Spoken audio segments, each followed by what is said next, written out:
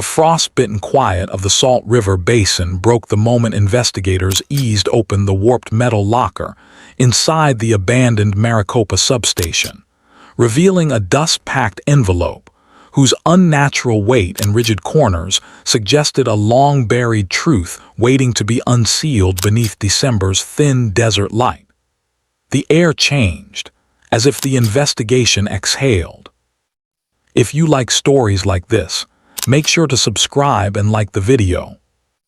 In the winter of 1976, Phoenix was experiencing one of its coldest holiday seasons in years, a chill that settled unusually deep across the Valley of the Sun.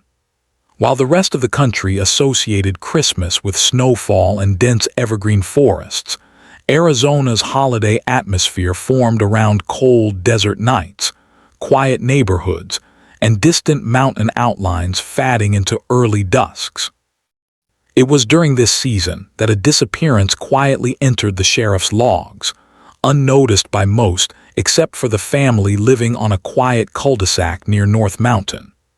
22-year-old community college student Helen Marrow vanished just days before Christmas, a moment that would eventually freeze in time within a misplaced file that wandered far from its original shelf. Helen lived in a modest neighborhood near West Dunlap Avenue, close enough to the city's edge that holiday lights mixed with the silhouettes of open desert lots.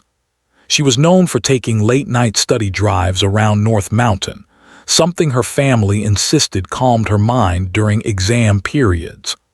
On December 20, 1976, she left her home shortly after sunset and never returned.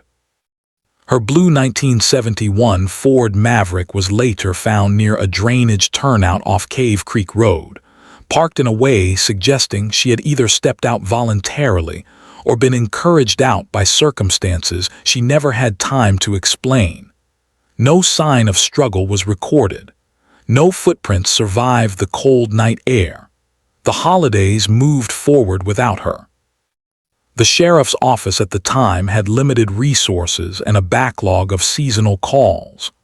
Although deputies canvassed the area, interviewed nearby residents, and traced Helen's known routines, the case stagnated within weeks.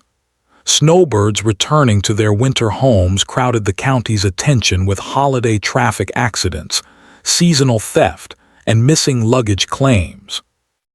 Local newspapers mentioned Helen's disappearance only once, buried beneath stories about Christmas parades and New Year's preparations drifting through downtown Phoenix. Without a body, without a suspect, and without new developments, the case gradually faded beneath more urgent matters. Without major leads, the case file was gradually swallowed by the era's imperfect record-keeping practices. In 1977, an administrative restructuring relocated several evidence lockers and storage rooms across Phoenix, causing hundreds of files to be shuffled, boxed, or misplaced. The Marrow file became one of them. With no body, no suspect, and no physical evidence linking her to foul play, the case drifted into obscurity. Families carried their private grief. Law enforcement moved on to more urgent matters. The desert preserved its silence, and another missing person case disappeared into the background noise of a growing metropolitan region. Nearly 3 decades passed before the case resurfaced. In 2004, a retired deputy named Thomas Hargreave, who had worked briefly on the original disappearance, returned to volunteer with the sheriff's historical archive program. His task was simple: help categorize old storage units and determine which outdated materials required preservation. During a December morning inspection of a disused substation near the Salt River, he discovered the rusted locker and its sealed envelope. Inside was the missing Helen Marrow file, containing original statements, photographs, and a witness letter that had never been entered into the digital system. The rediscovery created a ripple through the cold case unit, which had recently expanded due to new county funding. The reappearance of the file ignited renewed interest within the cold case unit. Although the disappearance was nearly 30 years old, modern forensic methods allowed investigators to re-examine elements once thought useless. The Polaroids, for example, were scanned, enhanced, and digitally filtered to reveal finer details of the scene. Subtle impressions near the car's rear bumper suggested the presence of another vehicle at the time, something the 1976 investigation had not identified.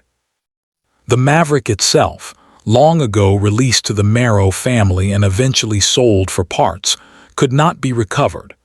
However, notes from the original deputy revealed that a faint trace of chemical odor was detected inside the cabin, described merely as industrial solvent-like. At the time, this detail meant little. By 2004, forensic chemists recognized the description as consistent with degreasers commonly used in certain automotive repair shops around Phoenix during the mid-1970s. Investigators cross-referenced business directories, employment logs, and municipal permit archives to determine which repair shops near Helen's route used such chemicals. Most had closed or changed ownership, but one, located near Bell Road and 7th Avenue, had kept detailed employee rosters from the 1970s due to a later tax dispute. Among the names listed was a mechanic named Raymond Elwood, employed there during the exact period of Helen's disappearance. Elwood had a minor criminal record involving vehicle theft and trespassing, but had never been formally connected to violent offenses. He left Arizona in early 1977 and relocated to Nevada, where he worked sporadically at smaller auto shops. By the early 2000s, he had passed away, leaving behind sparse documentation and no direct family in the region. Despite his death, investigators continued examining his background. The newly recovered file included a handwritten note from a witness living near Cave Creek Road. The witness reported seeing a dark sedan parked briefly behind the blue Maverick the night of Helen's disappearance, but was unable to provide further detail. In 1976, this was considered too vague to pursue. In 2004, with Elwood now a person of interest, investigators cross-referenced his known vehicles. Archival insurance records confirmed he owned a dark brown 1973 Chevrolet Nova registered in Maricopa County during that winter. Investigators expanded the search into Elwood's time in Nevada. An employment background check revealed he had been indirectly investigated in 1982 for suspected involvement in the disappearance of another young woman, though insufficient evidence prevented charges. Similarities between the cases included late-night roadside encounters and reports of a solvent-like smell in recovered evidence.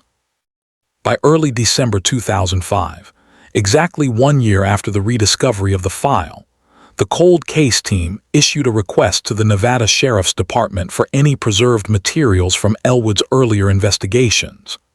Among the items was a box containing miscellaneous belongings taken during a routine inventory of Elwood's rented storage unit the year he died. Inside were tools, shop rags, outdated manuals, and a set of keys with a small metal tag stamped MAV-76. The tag's significance was not immediately understood. Further analysis identified microscopic traces of paint on the key, paint matching Ford's 1971 factory blue used on Helen's model. Though degraded, the paint provided a critical forensic bridge between Elwood and Helen's vehicle, something no investigator had previously been able to establish. Combined with the testimony about the sedan, Elwood's employment exposure to industrial solvents, and his vehicle ownership, a circumstantial but compelling picture began to form. Because Elwood was deceased, investigators focused on reconstructing his movements rather than preparing for prosecution. They requested interviews with former coworkers from the Bell Road auto shop. Several recalled Elwood as a man who often took nighttime drives, claiming he needed desert quiet after long shifts. One coworker mentioned that Elwood sometimes performed unofficial road tests along Cave Creek Road, placing him in the precise area of Helen's disappearance during the relevant time frame. The cold case team's final task in 2006 involved comparing soil samples from Elwood's archived belongings with geological data from the location where Helen's Maverick was found. While degraded, mineral composition analysis revealed a rare match involving caliche fragments unique to a small stretch of the Cave Creek corridor in the mid-1970s before later development reshaped the terrain. The connection, while not definitive alone, reinforced the broader conclusion: Elwood had been present at the scene. On the 30th anniversary of Helen's disappearance, the sheriff's office submitted its final report to county officials. The case, once buried beneath decades of administrative dust and holiday season distractions, had finally yielded a coherent narrative. While full legal accountability was impossible due to Elwood's death, the investigation reached a standard sufficient for formal closure, providing long-delayed answers to a family that had waited since the cold winter of 1976. The announcement brought a quiet sense of resolution to those who had labored through the case's revival. For Helen's surviving relatives, the confirmation allowed them to replace decades of uncertainty with a measured understanding of what likely happened during that distant December night. Though the holidays would forever carry an undertone of absence, they could now acknowledge the end of a question that had followed them through every winter season since her disappearance. Peace arrived slowly. The reopening of the Marrow disappearance entered a new phase as investigators shifted their attention from broad reconstruction toward painstaking verification. Cold case work relied on patience, especially when dealing with decades-old material, and the unit moved carefully as winter settled once again over Phoenix. December's shorter days lent a sense of quiet urgency to their efforts. The holidays approached, echoing the same season when Helen vanished. For many of the detectives, this parallel created an atmospheric weight that hung over the office as archival documents, scanned photographs, and forensic memos slowly accumulated across their desks. The Marrow file, once lost, now demanded focus with the relentlessness of unfinished business. Detectives began mapping every known movement of both Helen and Raymond Elwood in the weeks leading up to the disappearance. They studied employment ledgers, traced old phone directories, and searched through local newspaper microfilm reels stored in the county's basement archive. The December editions from 1976 painted a picture of a city preparing for Christmas with winter festivals, mall Santa promotions, and community tree-lighting ceremonies scattered throughout North Phoenix. Amid these cheerful reports, the investigators found small but telling contextual clues regarding weather patterns, traffic detours, and nearby construction sites, details that helped them reconstruct the environment Helen moved through during her final documented days. The cold case team noted that the week of her disappearance had been especially chilly for Arizona, with nighttime temperatures dropping lower than usual. These environmental details helped refine their understanding of which evidence could have survived, and which footprints or impressions might have been lost more quickly in the cold, dry desert air. Parallel efforts focused on rebuilding Helen's known routines. Class attendance logs from her community college still existed on microfilm. Librarian checkout slips preserved her study habits. Investigators obtained permission to digitize these materials, creating a clearer picture of her academic stress during exam season and her tendency to drive in the evenings. It became increasingly clear that Helen was a creature of consistent habit, rarely deviating from her routines unless compelled. This consistency elevated the significance of her car's unusual location near the drainage turnout. That area was not part of her typical route and had no direct connection to her daily activities. The decision to stop there, or more likely the influence leading her there, remained a central question for the renewed inquiry. With Elwood's name now firmly associated to the investigation, detectives next examined the mechanics of how he might have encountered Helen. They cross-referenced shift schedules and established that he typically worked evenings at the Bell Road Auto Shop in late 1976. His route home would have taken him within several miles of Cave Creek Road, an area that at the time still contained long stretches of undeveloped land and lightly traveled side pull-offs. Several retired employees remembered Elwood talking about nighttime drives he often took after finishing his shift, supposedly to clear his head. These recollections were informal, unrecorded, and technically anecdotal, yet they aligned with the broader behavioral pattern investigators were building. Detectives could not rely on such memories as direct evidence, but they used them to refine hypotheses about Elwood's presence in the vicinity the night Helen vanished.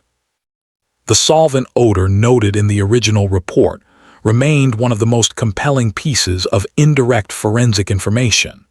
Modern chemists reanalyzed the 1976 notes, identifying likely solvent candidates commonly used by mechanics during that era. These substances evaporated quickly under normal conditions, yet traces might have clung to Helen's clothing or vehicle interior long enough to be noticed by the responding deputy. Even if no physical samples remained, the written observation served as an important temporal anchor connecting Helen to an automotive environment, and therefore, potentially, to Elwood. Detectives used this link as justification to expand their search for any surviving maintenance logs, customer receipts, or parts orders from the Bell Road shop. Most documents had been destroyed in a warehouse flood in the 1980s, but a few remained preserved in tax files stored in a separate county building. These contained partial employee activity ledgers, showing that Elwood indeed had after-hours access to the garage on multiple nights in December 1976. The document review also revealed a small but significant detail. Elwood had borrowed a solvent drum from the shop 3 days before Helen disappeared, signing it out in a hurried scrawl. There was no documentation showing it was ever returned. While this fact alone did not prove involvement, it linked him more firmly to the described smell and placed him in a sequence of events occurring shortly before the disappearance. More importantly, the solvent in question matched the type identified through modern analysis of the deputy's written description. The cold case team viewed this as another subtle yet meaningful thread in the broader evidentiary fabric. Meanwhile, the Geospatial Analysis Unit created a modern digital reconstruction of the Cave Creek corridor, as it existed in December 1976.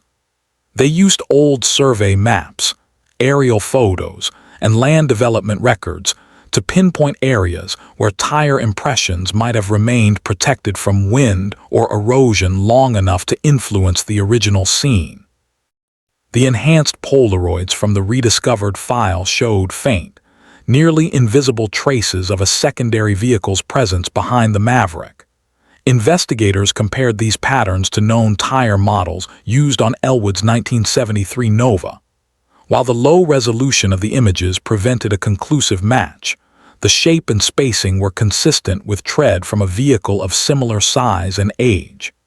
In a cold case, consistency held considerable value even when certainty was impossible. By early 2006, DNA analysis had become sophisticated enough to extract trace genetic material from objects previously considered inert. Though Helen's vehicle no longer existed, evidence from Elwood's Nevada storage unit offered possibilities. One shop rag contained microscopic biological fragments related to skin cells, though degraded beyond identification.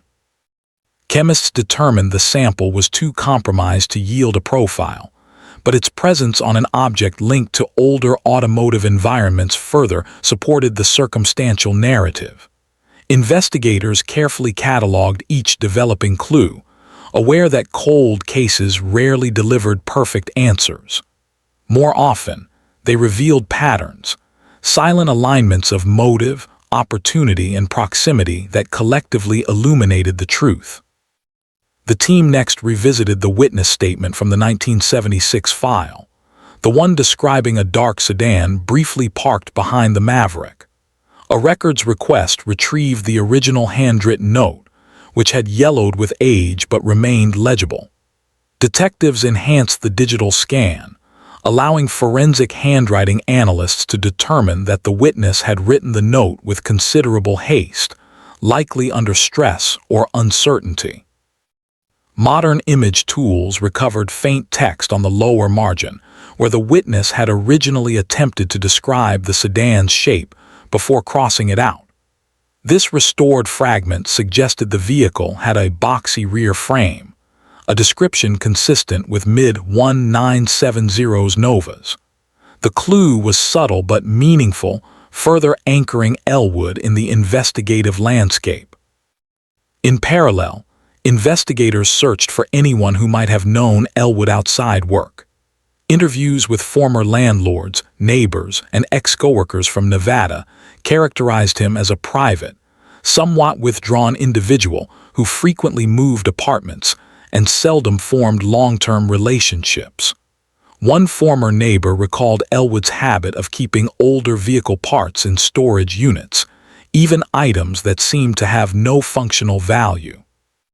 Another mentioned that he often left town abruptly around the holidays, claiming he disliked the social expectations of the season.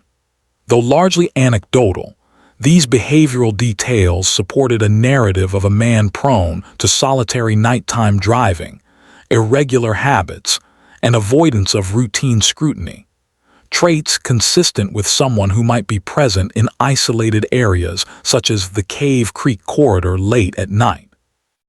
Detectives also examined regional crime trends from the 1970s. Several missing person cases involved young women between ages 20 and 24 within similar geographic areas. Most were eventually explained through unrelated circumstances, but the investigative review helped contextualize Helen's disappearance within a broader pattern of isolated incidents in rural-adjacent corridors. Importantly, none of these cases contain the same solvent connection or automotive proximity that linked Helen's disappearance to Elwood. The Marrow case stood out for its specificity, not for its similarity to others. Reconstruction of Elwood's life at the time of his departure from Arizona also carried weight. In early 1977, he left Phoenix abruptly, terminating his lease with minimal notice. A forwarding address led to Nevada, but there were no records indicating he maintained contact with any Arizona acquaintances. Historians of criminal behavior often note that sudden relocation shortly after a significant unsolved incident can suggest psychological discomfort or fear of investigation, especially when the individual makes no attempt to preserve community ties. Investigators noted that Elwood's relocation occurred only weeks after the original search for Helen subsided. The cold case unit eventually concluded that while no single piece of evidence proved Elwood's involvement definitively, the combined weight of all findings created a coherent, realistic conclusion supported by modern forensic understanding. The solvent odor described by the deputy aligned with Elwood's work environment. The witness description matched his vehicle type. The key tagged MAV-76, found in his Nevada storage unit, linked him to Helen's model directly. The paint fragment embedded in the key provided a tangible forensic bridge across decades.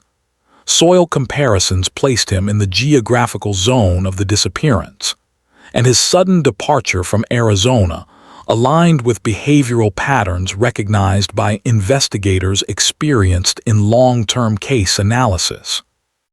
As the investigation progressed through the winter months, the sheriff's office prepared its formal report.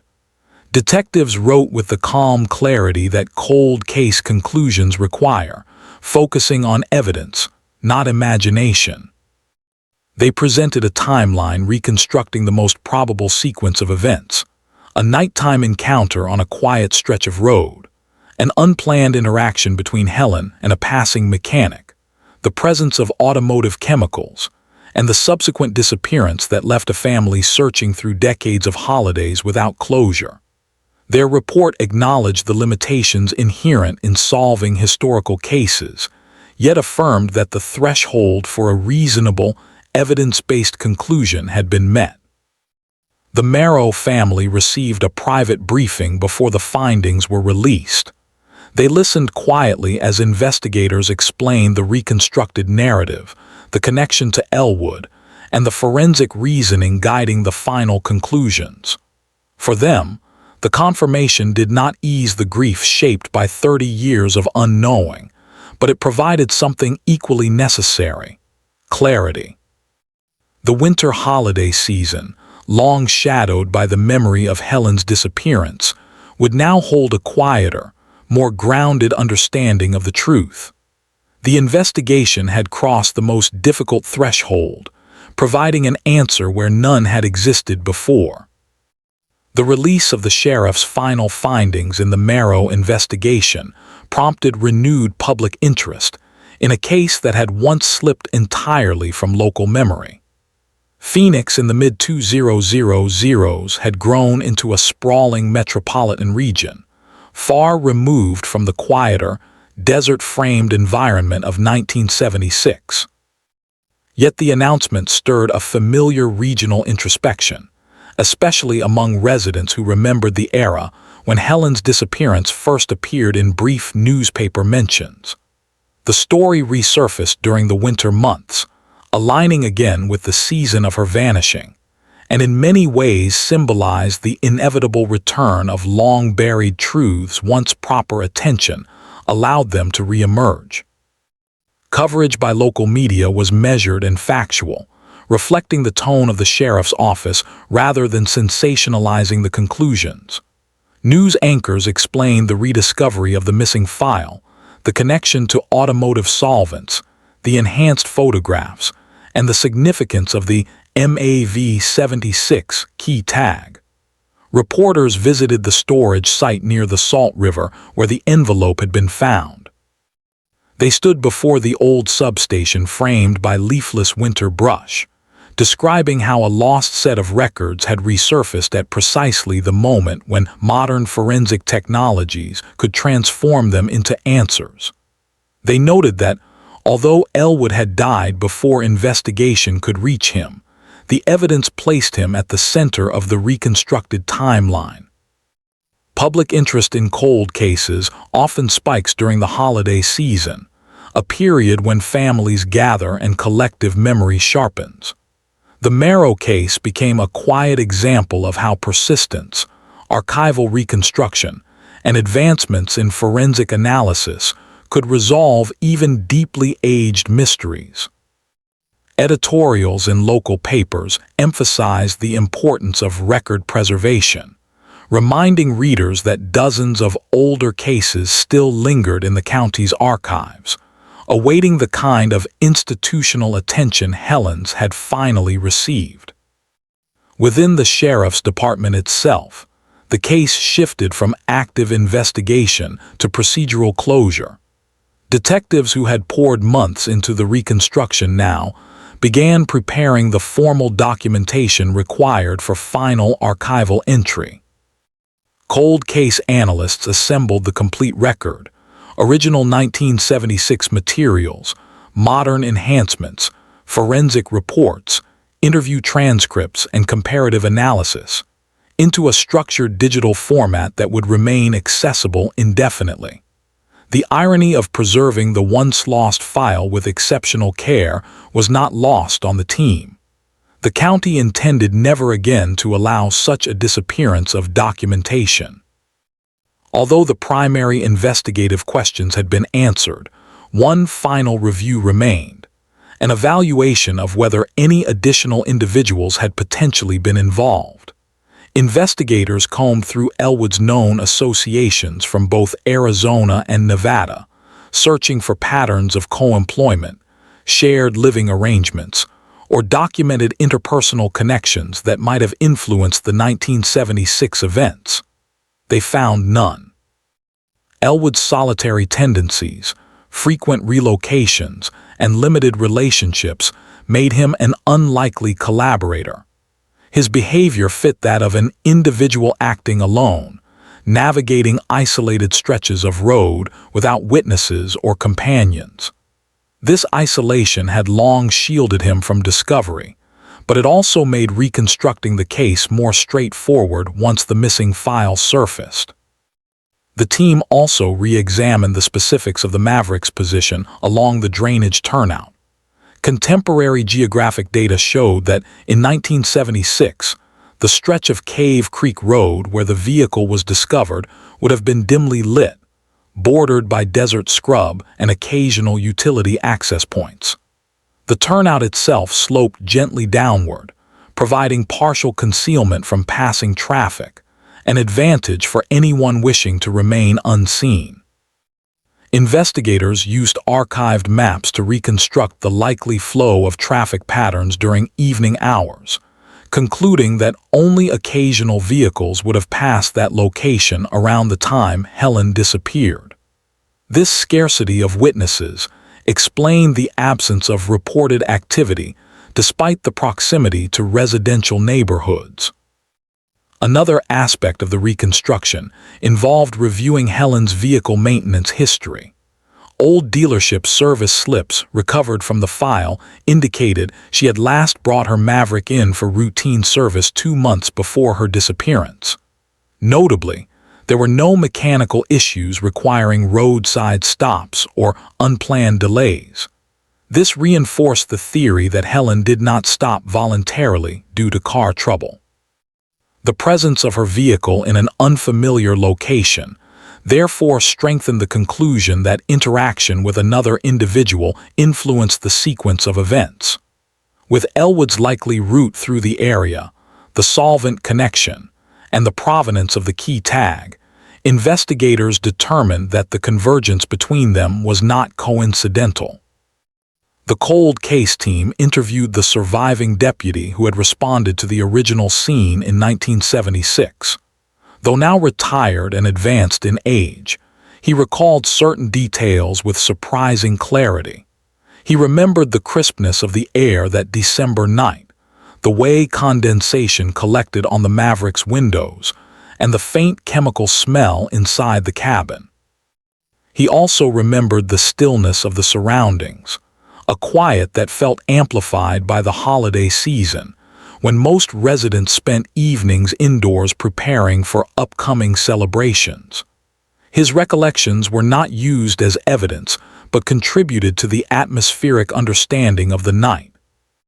He expressed relief that the rediscovered file had finally led to a comprehensive conclusion, acknowledging the difficulties investigators faced decades earlier, when resources were limited and forensic techniques far less developed. As officials prepared the public report, they consulted legal experts to determine how to classify the case now that Elwood was identified as the primary suspect. Because he was deceased, prosecution was legally impossible, but the office could still designate the case as resolved by identification. This classification acknowledged that while the courts would never formally convict, the evidence met the threshold for establishing responsibility. Such designations remain important for the historical record, ensuring that unresolved elements do not linger ambiguously in public databases. The sheriff's office carefully documented each piece of supporting evidence, establishing clarity for future reference.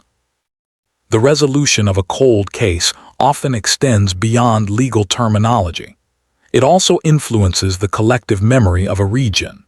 The Marrow case became a reference point for discussions on how communities handle missing individuals, especially young adults who vanish during busy holiday seasons when public attention is often elsewhere. Advocacy groups used the case to highlight the importance of keeping missing person reports active and visible, even when initial leads fade. The story served as a reminder that even when early investigations falter, meticulous record preservation can later transform dormant evidence into actionable information. Despite growing public interest, the sheriff's office maintained a restrained, factual tone in all communications. Investigators respected the Marrow family's long journey through uncertainty and grief. When the department offered an official summary, it emphasized the procedural nature of the discovery rather than dramatizing any aspect of the reconstructed timeline. The motive remained unknown and speculative. Without direct testimony from Elwood, investigators refrained from theorizing about what prompted the encounter or why Helen became vulnerable that night. Their focus remained strictly on what the record could support: opportunity, proximity, behavioral pattern, forensic linkage, and circumstantial convergence supported by modern analysis. By the end of December 2006, the office prepared a formal statement for release shortly after New Year's. Seasonal timing was unintentional but significant.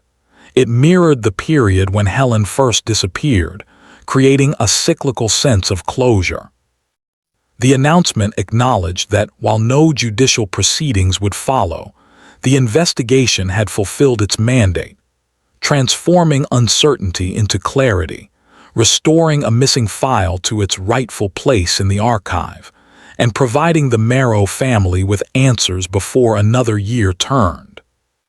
The family chose to hold a private memorial that January. They returned to the location near Cave Creek Road, where the Maverick had been found. Though modern development had transformed the surrounding area, a small stretch of desert terrain remained untouched. Standing there, they reflected not only on the events of 1976, but also on the decades spent without knowledge of what happened. They expressed gratitude to the Cold Case Unit, the forensic analysts, and the volunteers whose efforts brought the truth forward. Their memorial was quiet, composed, and grounded in the understanding that resolution does not erase loss, but allows grief to settle into a calmer form. For the sheriff's office, the conclusion of the Marrow investigation became a model for how to handle future cold cases. Training sessions incorporated lessons learned from the rediscovery of the missing file, emphasizing record preservation, digital archiving, and systematic cross-referencing of overlooked evidence. Investigators recognized that many older cases contained clues dismissed as insignificant at the time of original review: solvent odors, faint tire impressions, informal witness notes, or minor administrative inconsistencies that modern forensics could reinterpret with greater accuracy. The agency began a broader audit of storage units, determined not to allow another file to vanish into obscurity. Even as the case transitioned fully into historical record, its influence persisted. Law enforcement agencies across the region examined their own archives, inspired by the possibility that forgotten envelopes or misfiled documents might hold keys to unsolved cases. For families still searching for answers, the Marrow resolution offered a measured form of hope, proof that even after decades of silence, clarity could emerge through diligence and modern technology. In Phoenix, the winter season gradually shifted toward spring, and the public discourse surrounding the case quieted. Newspapers moved on to new topics, investigative resources shifted toward current matters, and the final chapters of the Marrow file settled into a permanent digital repository. Yet for those who had worked on the case, the memory endured as an example of how patience, methodical reasoning, and the rediscovery of a single lost envelope could realign an entire narrative.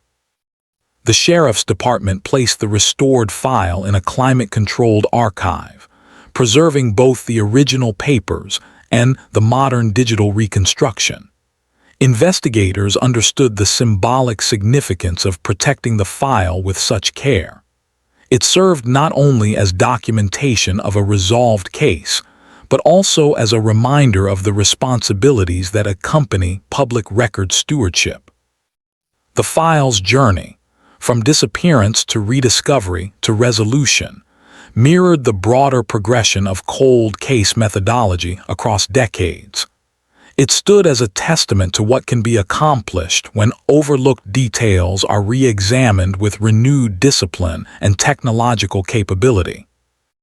As the year advanced, the Marrow case continued to appear occasionally in academic discussions on archival failures and forensic resurgence. Criminal justice scholars noted how the physical decay of the original file contrasted with the precision of modern digital preservation. Law enforcement conferences referenced the case when discussing best practices for inventory management. The story resonated within professional circles not because of sensational elements, but because it demonstrated a practical, realistic approach to solving historical disappearances.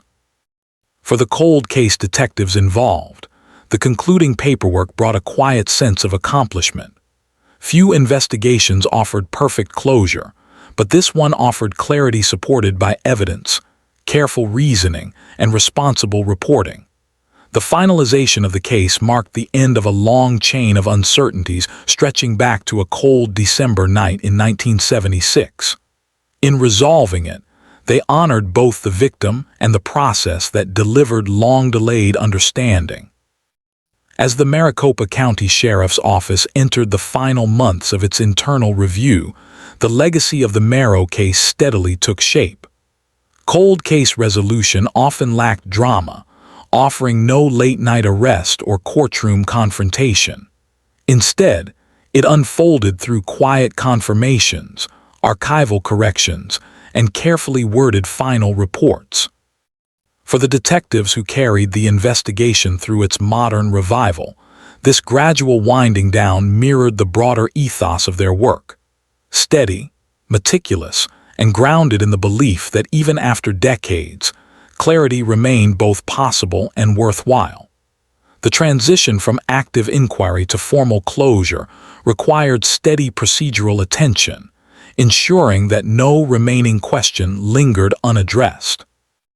The administrative team reviewed each document associated with the case, verifying that every piece of evidence was properly cataloged and accessible in its final digital format.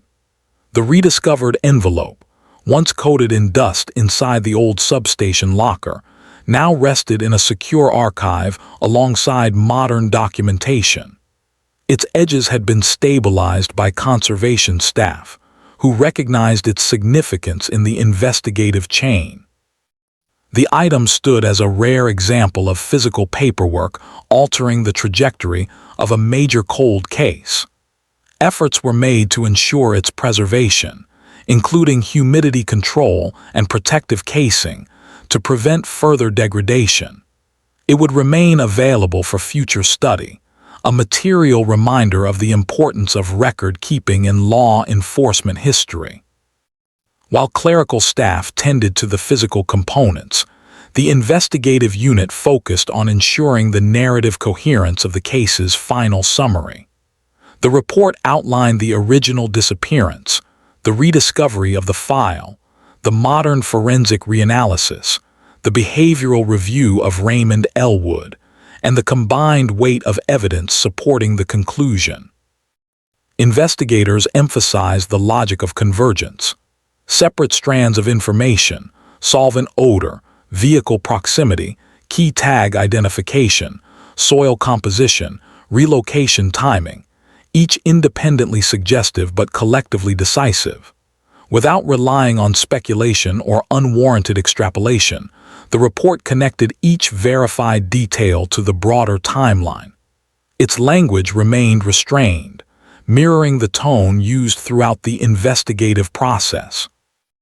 One final analytical review involved examining Elwood's Nevada history in greater depth. Although the case there had never resulted in charges, detectives revisited the earlier investigative materials with their Arizona findings in mind. They found parallels in behavior, nighttime driving, interactions occurring in isolated areas, and the presence of automotive solvents noted in the Nevada record. The similarities reinforced the Arizona conclusion without necessitating broader theorizing. The Maricopa investigators consulted with Nevada authorities, who agreed to add supplemental annotations to their own archival files, acknowledging the Arizona findings as part of Elwood's reconstructed behavioral pattern. In this way, the resolution of one cold case helped clarify the landscape of another, even without generating new formal conclusions. In the final weeks before the report's publication, the sheriff's office communicated closely with the Marrow family. These meetings were private, conducted with emphasis on clarity and respect. Investigators described the evidentiary chain, answered questions about the forensic methods employed, and outlined why the department had reached its final determination. The family asked few questions, focusing instead on understanding the flow of events that led to their daughter being in the wrong place at the wrong time on a December night nearly 30 years earlier. The investigators explained that, although the precise details of her encounter with Elwood could never be known, the evidence demonstrated that she had encountered him in a context shaped by his routines, not hers. The family expressed appreciation for the diligence that brought the case to resolution and requested that the final report reflect Helen's full identity, not merely her status as a missing person. When the report was officially released in early spring, months after its compilation began, public reaction remained measured. The document did not present dramatic revelations, but rather a carefully constructed explanation of a long-closed chapter. It highlighted the administrative oversight that led to the file's disappearance in the first place, as well as the improvements in record management implemented in the intervening years. Local editorial boards supported the transparency, recognizing that legacy cases often resurfaced questions about institutional competence. The sheriff's office embraced this scrutiny, using the Marrow case as an opportunity to reinforce the necessity of rigorous archival oversight. The lessons drawn from the case extended beyond its investigative details into broader considerations about institutional memory and technological adaptation. With the report finalized, the Cold Case Unit began planning internal training modules drawn from the investigation. One section focused on the importance of correctly interpreting subtle witness observations, such as the faint description of the sedan in the original 1976 letter. Another module examined the practical challenges of applying modern forensic principles to decades-old materials, especially when original objects had long been lost or compromised. Digital reconstruction techniques, solvent pattern inference, and geographic modeling featured prominently, illustrating how interdisciplinary approaches allowed investigators to overcome evidentiary limitations. These materials emerged not as theoretical exercises, but as demonstrations of how cold case methodology continues to evolve in response to technological innovation. The completion of the Marrow investigation also influenced how cases from the mid-1970s would be prioritized going forward. Analysts identified several files from the same era that suffered from comparable documentation gaps, though none had fully disappeared like the Marrow case did. By reviewing preservation practices, the department aimed to preempt future rediscoveries of misplaced files. The effort required extensive collaboration between administrative, technological, and investigative units, ensuring that all archival materials, digital and physical, aligned with contemporary standards. The Marrow case provided the model for this initiative, shaping a county-wide audit that served as a preventative measure for decades to come. Meanwhile, the location where Helen's Maverick had been found underwent subtle transformation. A small plaque was added to a nearby community walkway, placed not as a memorial, but as part of a broader historical overview of the region's development patterns. It acknowledged the significance of the site in the context of Phoenix's growth and referenced the cold case investigation in neutral, factual terms. Community members walking their dogs or jogging along the path might pause to read it, gaining brief insight into a chapter of local history. The plaque avoided speculation, focusing instead on the broader implications of how urban expansion, shifting traffic patterns, and technological advancements influence both crime and investigation. It reflected the wider ethos surrounding the Marrow case, grounded, unsensational, and mindful of the long-term effects of public memory. For the detectives who had worked the case, the closeout brought a sense of professional fulfillment, but also quiet introspection. Cold case work often demanded long hours with minimal recognition, yet the resolution of the Marrow case offered them a reminder of why the work mattered. Each investigator approached closure differently. Some viewed the conclusion as a practical endpoint, marking the successful completion of a complex assignment. Others saw it as an emotional intersection between past and present, bridging a gap left open across 30 holiday seasons. What united them was a sense that their efforts had restored order to a narrative that had once slipped through cracks in the system. The formal closeout meeting, conducted without ceremony, reflected this attitude: calm, procedural, and thoroughly documented. The sheriff's office issued its final case disposition in late spring, formally classifying the matter as resolved by identification of the responsible individual. The legal department reviewed the language several times to ensure accuracy, aligning it with state guidelines on cold case closures involving deceased suspects. The classification did not imply a reduced rigor in the investigation, only that legal barriers prevented courtroom proceedings. The clarity allowed the department to update long-standing public records and databases, ensuring that Helen's case would no longer appear as open or unresolved. Family members received copies of the disposition and were reassured that they could request additional documentation at any time. The aftermath of the conclusion unfolded quietly. Local news outlets mentioned the finalized classification in brief follow-up segments, but soon turned attention to contemporary stories. University criminology programs referenced the case in coursework on evidence management and forensic reconstruction. Archival specialists discussed the implications of misfiled documentation in conferences. The case entered the long continuum of events that constitute a region's history, known, remembered, referenced, but no longer actively shaping the community's present.